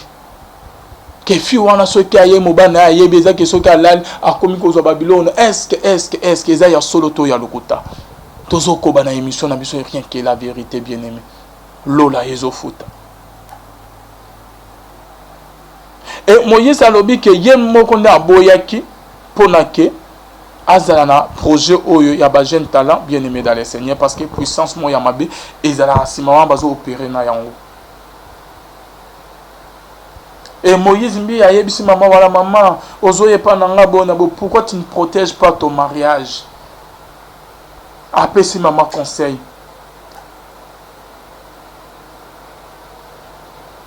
et Moïse a découvert que tout ce que la femme faisait son mari était au courant c'est que son mari peut azali na misala mabe OK ba sangani bazo pesa ba mbongo ba cadeau ba nini bona boye pona ke ba bebisa ba hiba ba étoile ya ba musicien Mais les musiciens chrétiens bien aimés dans le Seigneur, bazalaka faible liboso ya mbongo pe liboso ya ndoto ya mwasi.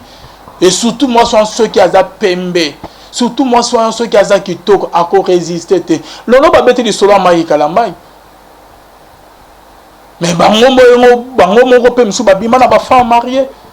Ba o bazo critiquer mai kalamai wana bazebele. Combien de ba pasteur bino ba o bazo critiquer mai kalamai. To yela bino ba preuve. Ya ba photo bonabo parce que biso pe tozana to bimisango ba message bonabo OK bo bima bo banga te ba femme mariée bozo bima na bango na ba bureau na bino malgré que ba mona ceux qui ba kalama il paraît na boîte mais bino bo sala ka pa na bino to na ba bureau na bino comme la ba bangi ba masanga bonabo en cachette moto na ba mi tuna ba o bazo ko dénoncer ma kalama yanda combien de femmes mariées ba on ba bimana ba combien ya ba filles amike ba bimana ba ki numo ba sala en cachette baza sainte papa ko le mai kalamba ibuzo bate ceux qui que mai kalamba azo salango ceux qui vraiment que mai kalamba a salon qui abima ina maman wana qui femme mariée abimina ye vous êtes les oiseaux de même plumage parce que bino peto yebi bo bimana ba femme mariée à cause ya ba mongo ako aux États-Unis bon abonné lisolo mobo to yebina ke otika se a parcouru $50,000 Bozana bambo mais bozotona na bambo na minote bosala kango vous êtes les oiseaux de même plumage ceux qui m'a kalama ya solo qui a sala ka bimana femme mariée wana mukolo compétition bino bosala kango ko leka kutuna mai kalamai bosala kango ko leka kutu makasi na ko kotela mai kalamai te na epe ko za contre baninga te mais eloko esalinga passe na état mai kalamai azanango. Ce sont toujours les mêmes personnes. Le bozo critiquer Maï Kalamai. Nenge boba critiquer Marie Missam. Ah Marie Azapayen. Ah Bizaleli Mabe. Ah Longwa Kuna. Ah Sima Bakisi. Ah Zala Randumba. Ah Zala Kibonzambete. Mais Mukolo Marie Missam. Ah Koufaki. Bomona Ibili na Kazarem. Bomona ki. Plein oye. Betamaki. Tolongwe bien aimé. Ah non. Nasta de Marty. Plein Tiboutou bozo le ya Marie. Mais pourquoi pas que na vivant na yetant que Marie Missam était vivante bo encourager qui était bo sunga qui était Maria na ba dernier moment na eloko et précipité liwa ya Marie Missam comment ko sala bozo simbate et loko payé ko précipité liwa na il se sentait seul abandonné délaissé na ba pasteur na ba musicien ko critiquer na ba fan na ba population souci wane memi Marie ya Koufi. Après liwana eboye ko témoigner ko lela ya Marie ko la tabona boy ndenge moko pe bozo sana mai kalamai le loso ki mai kalamai ya kouf qu'est-ce que vous allez gagner boko yesko sima ko ya ko lela oh ya Mike bona boy voici les moments où qu'ils bien Mike na kata ba douleur na passe asala ba makamwana asala te bo soutenir ndeko na bino na ba prière ya ko benga na ko motiver ye ko lenisa ye à se sentir que azali abandonné délaissé te à se sentir seul te bien aimé na ba moment ya passe bonne mais ma bande comme sous na ba crise na ba tension na ba AVC na ba arrêt cardiaque ba kufi pe ba kei na ba mort brisque bien aimé to sunga ndeko na biso mai kalamai ndenge Bible zo beta lisolo ba memela ki Jésus Christ moi so ya nduma Jésus pour na ke ba condamner selon la loi de Moïse mais Jésus azo komana sa telmi solo nyalobi non o nana sumuka te azo libanga abama mwana moi soyo monto adiboso tout le monde ba se sentaki ke bazaki reproché ba o bazoleka ba Denis Lesse o ba Moïse Mbiye o ba émission sur salam ceux qui vraiment ke bino botika ko bima na femme mariée te na mboko boleka na télévision boya ko confirmer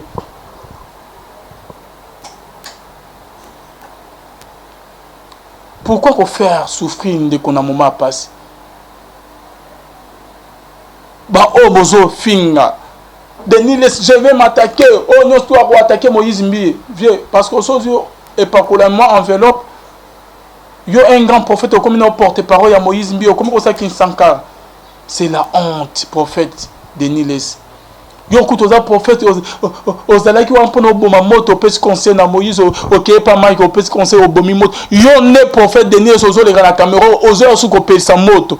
Oh, to komi na mboka nini nzamba lola. Tala Yesu aya kaka azwa ka mokilango to kene na biso kaka. Ba o bazota mona ko banga nzambe te ba kena ba onka lifelo. Ba o pe bazota mona ko banga nzambe. Yesu aya kozwa biso kaka parce que mokili ba mabele ki trop Yesu aya kaka enlèvement de l'église ya ko salam nde bokoyeba ke ebele basalela nzambe me nzambe atika koyeba bango te ndenge Jésus azobaki na mukola suka ebele bakoya na komona o tosalaki miracle patati patata na koyebisa bango na tika koyeba bango te ebele nzambe apona bango ebele baluka nzambe ebele nzambe apesa bango ministère lelo batiki nzambe pasteur Saoul, musicien chrétien Saoul. Saoul a dans l'idée que non à kena ko luka nyama ya papa na abungi saki. Saoul jamais kena ko luka ke ba commissaire roi. Mais malgré bana Israël bazana na posa ko lela ko luka ke ba tchela bango pe roi. Denzama yo kozwa Saoul a tcheye roi. Mais Saoul tanga ko motamula matimata ko mo désobéir na nzambe. Nzama a rejeté. Et Bible zoba que l'esprit de l'Éternel Dieu, l'esprit, le pinema qui vient du mot grec, esprit yanzambe, et s'est retiré dans Saoul. Et un esprit mauvais venant de Dieu est entrant à Saoul. Et ça n'est peut-être que le prophète Denis les sala. Parce que je ne suis pas sûr, mon livre mon sang avant dans la escarbot sotoboy. Je ne suis pas sûr que mon livre mon sang est animé de Denis les à Salaraba biloko azo sana malgré tout ça les émission azo kobaka. Et ça mon livre mon sang c'est un esprit mauvais. Ils ont animé Denis les à Salaraba biloko aboy. Yo zawana yaka bo maman ezala maki abima na femme mariée ezala bima ki na yete. Tant on moni bo ozali papa père spirituel bon mamoto qui prophète na ya ba nation ka bo prophète Denis les kanisa musika nzama zuyo ou soit il obela biso otika na kotambola na nzambe te ozokosa biso okena na banzela mususu parce que un vrai serviteur de Dieu ceux qui attaquent au tiki nzambe eza na eloko moko ekolobela okati na oka okoba non vieux eza vi na ngate tika na zongela nzambe na hebite ceux qui prophète Denis les conscience ezo sala na hebite prophète Denis les conscience ezo sala na sala ba émission na ba Max Bona boko te mais bilo peut-être que prophète Denis sa zone nzela mais les vieux atindela un message na messenger prophète Denis les sayebi ko kebisa ko ba ke onyon stozo sal et sala ngai loko mo tezo déranger ngate o Alexandre Tana o pam ah bon c'est que y a mi monde c'est trop dangereux na ndeko azo sala mabe azo reconnaître te que azo sala mabe c'est par là que kanda nzambe kita. J'ai un bloquant à Tosolana et moi je suis tellement au milieu du village boye bien entre depuis na banana ba grand pasteur na mboko na ninga toujours au milieu du village mongo na bango e bangi sangate c'est pour cela et belé to kabona na bango parce que je ne peux pas être manipulé pour na mbongo rien et pas na elongone le karaté na ba toujours lol ezo futa nzama lola futa nga ata lelo ezo simate lobe ro sima parce que naza na nzambi. Il y a beaucoup de journalistes qui sont manipulés.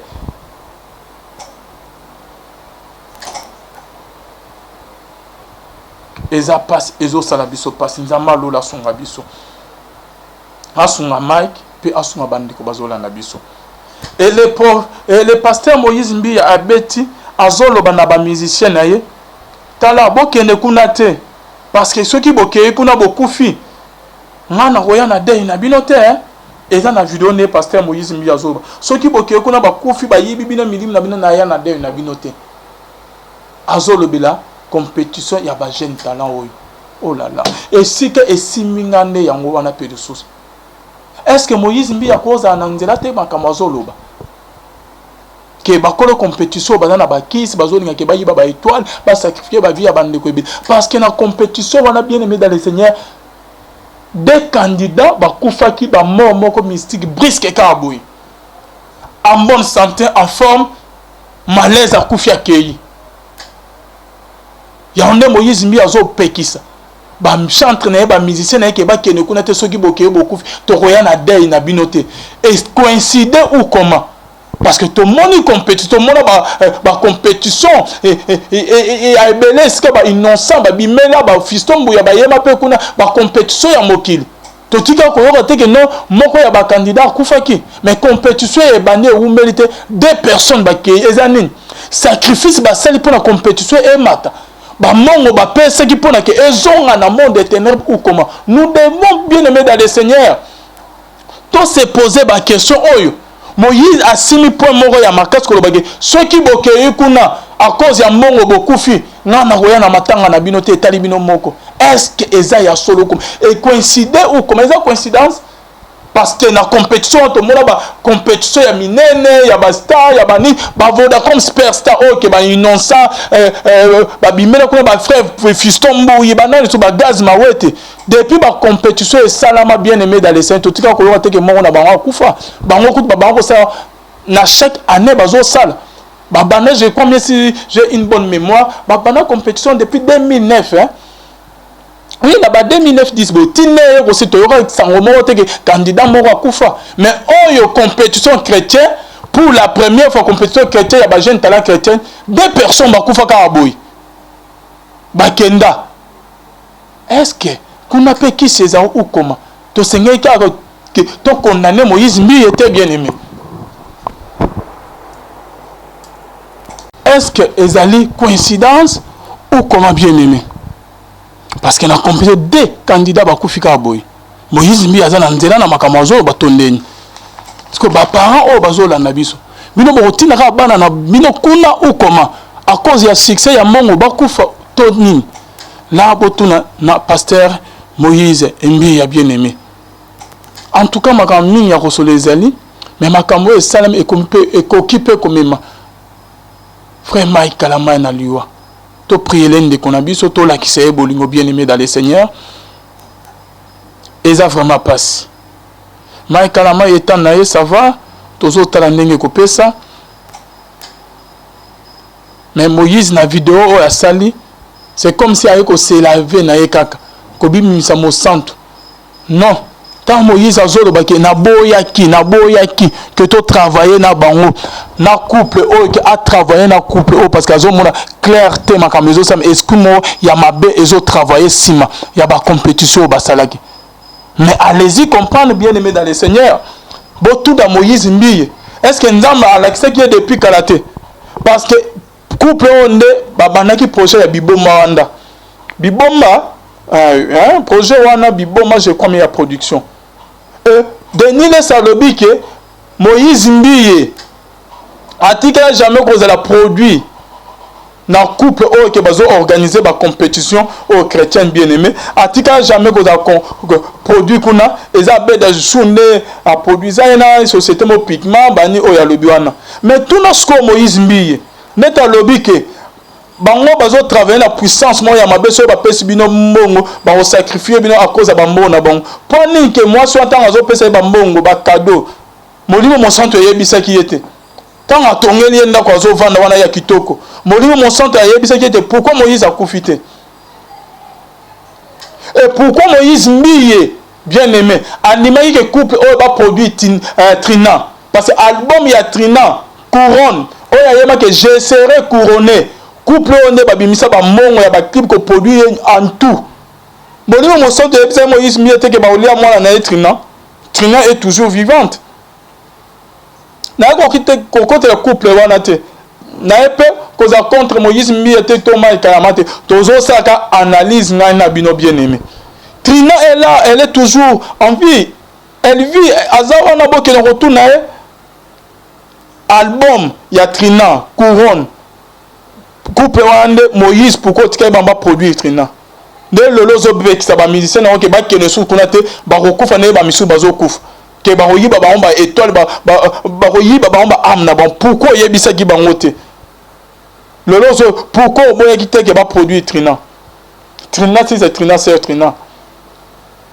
est-ce que Moïse mi azolo ba ya solo te azolo ba ya solo te bien aimé na côté Moïse mi au mona ba émission ba vidéo Moïse mi asani eza na ba makambo mususu a lobi eza vérité eza sko ba makambo mususu a se laver eza pe ba makambo mususu concernant ye ya mabe ya sali koleka na ba histoire o ezali mais aloba pe pourquoi a lobi ka ya baninga alobi ya yete et jamais Moïse Mbiye a couru avec liboso cher aloba liboso bandimina ke nga pe na ko isama ki bona boy qu'est-ce qui s'est passé entre Moïse Mbiye na maman wana et loko nini sali que Moïse Mbiye bakabona na maman ezaka demande na maman o ya senga Moïse Mbiye ce qui partait ndanga zo be kimaka ngote eza na eloko mususu et là on y est là que Moïse mbi atika ko la maman wana te ke Mike Kalama ne mutalali bo se poser ba question na vidéo na ba makambo ba vérité mingi ezali na netika ko bimate et mukolo boyo kango vous serez étonné bien-aimé dans le Seigneur bo tika la bouche bo quand moi bien-aimé où va l'église de la RDC to komi na moment ya suka nzambe yemoko asunga biso abatela bino bien-aimé dans le Seigneur mingi akolobeza mais ndeko na biso réalisateur zo signaler ngaki na kata. Je crois bien que nous continuons prochainement. Ce que nous avons appelé ce biso vie bien-aimée, apprêté biso souffle de vie.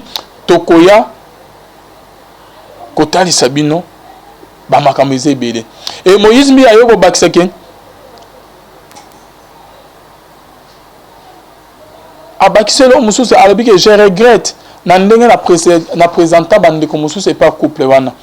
Là c'est clair, nous avons vite compris que tinde mai kalamai ba comme ko ba ye banana mamo Moïse mi ende a présenter qui le loi comme ko regretter et souci à Moïse mi eza oyazo dénoncer ate souci na eza ke ndenge mai kalamai a ju place na ye pa mama azo mona ke ba mongo ba kado bana ko zo ba mongo ba nini ba mongo ebele ke ka mai kalamai a comme ko zwango. Et pourquoi Moïse a été ko dénoncer tant ayo ki sanke ba somé mai kalamai le pango et pas maman o a église na kalemele na ligne la place à bien. Pourquoi Moïse mbi a écolobaka et là peut-être qu'il jalousie qui a réussi dans la compétition les mêmes personnes bazaki na Moïse mbi na projet qui va travailler ba Sandra Mbouy ba Osni ba Nan ba Missous ba Deborah Mike Kalama les mêmes personnes va travailler na bon rancune guerre ya Moïse mbi na Mike Kalama ne bandeli wana ba vérité et bien aimé dans le Seigneur Moïse mbi.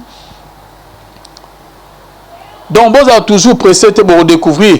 Il y a une publication à Mike Kalama a publié à l'Obini, bien aimé dans le Seigneur. Je crois que nous avons autant rapidement réalisateur pour Naketo Silisa. À Montréal, Nathan Yasuka et Sala Bandero Bazola Nabiso bien. Nathan Yasuka Oyo. Mike Kalama a publié beaucoup comme Mike Kalama à l'Obi. Donc, Moïse Mbiye. À l'objet qui a comme regretté n'a présenté que Mike Kalama et pas comme regretté et Mike Kalama après vidéo à Mike Kalama à l'objet reste dans mon dos où tu es mais écoute ça même quand la méchanceté te caractérise au point de faire ta nature ne fais pas du mal à ces deux catégories de personnes. La personne qui ne t'a rien fait. Mike Kalama doit reconnaître qu'il a sali Moïse et l'oroté. Peut-être que papa Mike au salier mabe parce que yo oyebanaki na mama oyo sima Moïse a présenté yo tant Moïse a se retiré yo ke ozo place na ye au prouver le sous que makamango et vani kitoko makasi koleka compétition et réussir c'est normal tous va être humain à se sentir mabe à se la toucher peut-être hier aba ko s'attendre na réussite oyo tenet ke yazate et Mike abaki si la personne qui t'a fait du bien. La personne qui t'a fait du bien. Je me rappelle encore très bien. Moïse t'a appelé ce qui est église. La seule personne qui a motivé Moïse a une musique. A musique. A se concentrer toujours dans l'église. Mais la seule personne, le seul musicien chrétien qui a motivé, qui a poussé que Moïse mis à côté studio à la musique, c'est Mike Kalamai. Ce qui m'a mon album qui est réussir. Premier Moïse a bimisa na ba bon musume ezana album je comme il est champion c'est là qui succès m'a peu polémique m'a eza OK Mike Kalama a contribué na album moy na mayele na ye na tanaye à se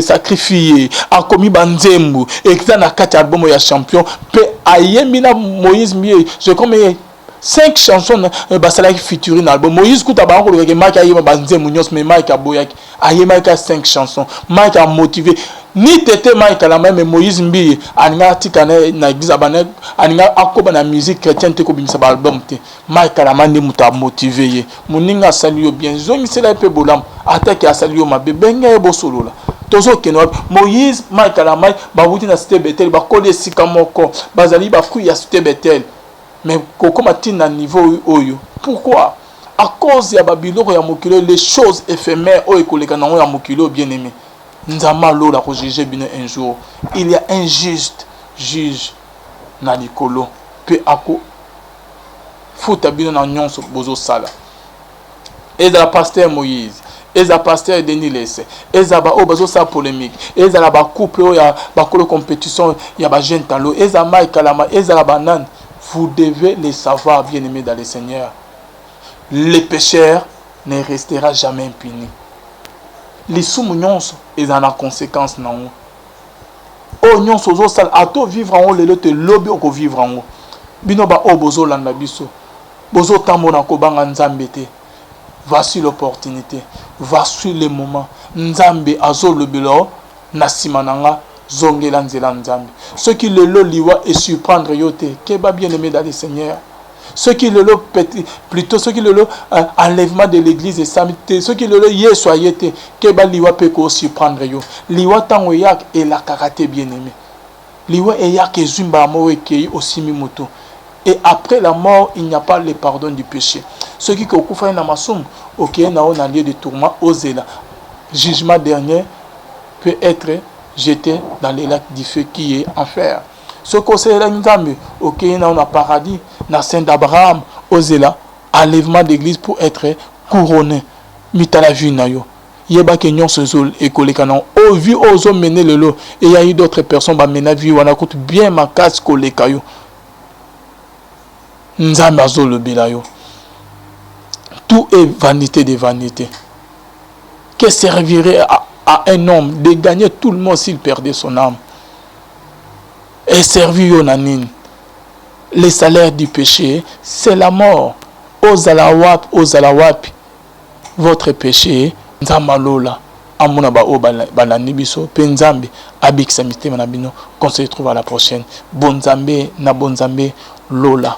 Ezofuta simana toya kolobake nzamba boy to kwayo suswapi na masazo sayebiso. Qu'on se retrouve à la prochaine. Bye. Vite compris que tinde Mike Kalama ba comme ko ba ye banana mamo Moïse miende a présenter qui est le loi comme ko regretter.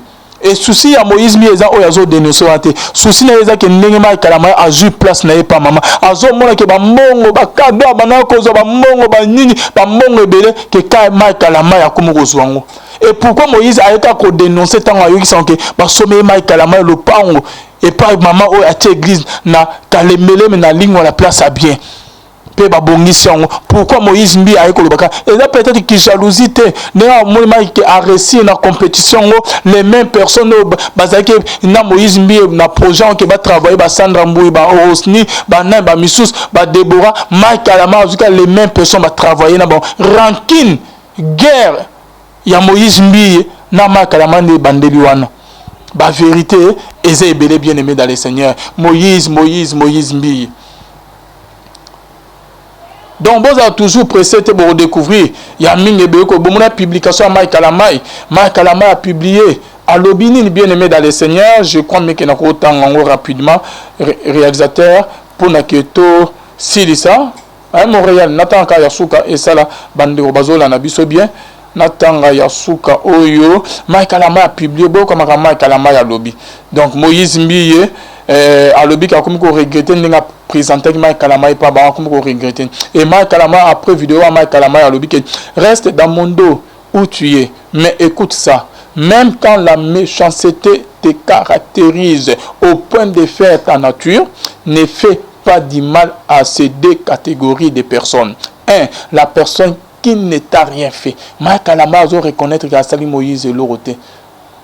Peut-être que papa Mike au salier mabe parce que yo oyebanaki na mama oyo sima Moïse a présenté yo tant Moïse a se retiré yo ke ozo place na ye au prouver le sous que makamango et vani kitoko makasi koleka compétition et réussir. C'est normal tout ça va être humain à se sentir mabe à se la toucher peut-être hier aba ko s'attendre na réussite oyo tenet ke yazate et Mike abaki si la personne qui t'a fait du bien. La personne qui t'a fait du bien. Je me rappelle encore très bien. Moïse t'a appelé ce qui est église. La seule personne qui a motivé Moïse a une musique. A musique. A se concentrer toujours dans l'église. Mais la seule personne, le seul musicien chrétien qui a motivé, qui a poussé qui Moïse mis à côté studio à la musique, c'est Mike Kalama. Ce qui m'a mon album qui réussir. Premier, Moïse a bimisa na ba bon musume eza na album je comme il est champion o c'est qui succès mara peu polémique makas eza o que Mike Kalama a contribué na album moy na mayele na ye na tanaye à se sacrifier a commis banzembu et que na kati album ya champion pe ayembi na Moïse mieux je comme 5 chansons basala qui featuring album Moïse kuta ba ko ke Mike ayema banzembu nyos mais Mike aboyaki ayema ka 5 chansons Mike a motivé ni tete Mike Kalama mais Moïse mbi aninga tika na église abana aninga akoba na musique chrétienne te ko bimisa ba album te Mike Kalama ndi muta motivé ye muninga salio bien zongi sela pe bolam attaque a salio mabe benga e bosolola tozo keno Moïse Mike Kalama ba wuti na cité Bethel ba kole sika moko bazali ba ku ya cité Bethel mais comment atteindre un niveau oyo pourquoi à cause ya babiloko ya mokilo les choses éphémères oyo koleka nango ya mokilo bien aimé nzamba lola ko juger bino un jour il y a un juste juge na likolo pe ako futa bino na nyonso bozo sala ezala pasteur Moïse ezala pasteur Denis Lesse ezala ba o bozo sa polémique ezala ba couple oyo ya ba kolo compétition ya ba jeune talent ezala Mike Kalama ezala banane. Vous devez les savoir, bien-aimés dans le Seigneur. Les pécheurs ne resteront jamais impunis. Les sous-mounions, ils en ont conséquence. Oh, nous sommes à tout vivre en haut, les autres, lobby au vivre en haut. Binoba o bozo landa biso. Bozo tambo na kobanga nzambete. Voici l'opportunité. Voici le moment. Nzambe azo lobelo na simananga. Zongela nzela nzambe. Ceux qui le lo liwa et surprendre yote. Keba bien aimé dans le Seigneur. Ceux qui le lo plutôt ceux qui le lo enlèvement de l'église et samedi. Ceux qui le lo yé soyete. Keba liwa peko surprendre yo. Liwa tango yak et la karaté bien aimé. Liwa et yak et zumba mo ekei aussi mimoto. Et après la mort, il n'y a pas le pardon du péché. Ceux qui kokufa na masum, ok na on a lieu de tourment ozela. Jugement dernier peut être jeté dans les lacs du feu qui est enfer. Ce conseil là nous a ok on a paradis na Saint d'Abraham osela enlèvement d'église pour être couronné mitala vie na yo yeba ke nyonso zol ekoleka na o vie ozo mener le lot et il y a eu d'autres personnes ba mena vie wana coûte bien ma casse koleka yo nzambe azolo bila yo tout est vanité de vanité.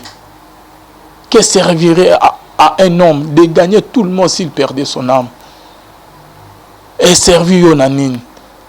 Le salaire du péché, c'est la mort. Ozalawap, votre péché, Nzamalola, Amunaba o bananibiso, Penzambe, Abixamite manabino, qu'on se retrouve à la prochaine. Bonzambe, na bonzambe, Lola, Ezofuta, Simanon Toya Kolobake, Nzamba boy. To kwayo sous swapi na masazo saebiso. Qu'on se retrouve à la prochaine. Bye.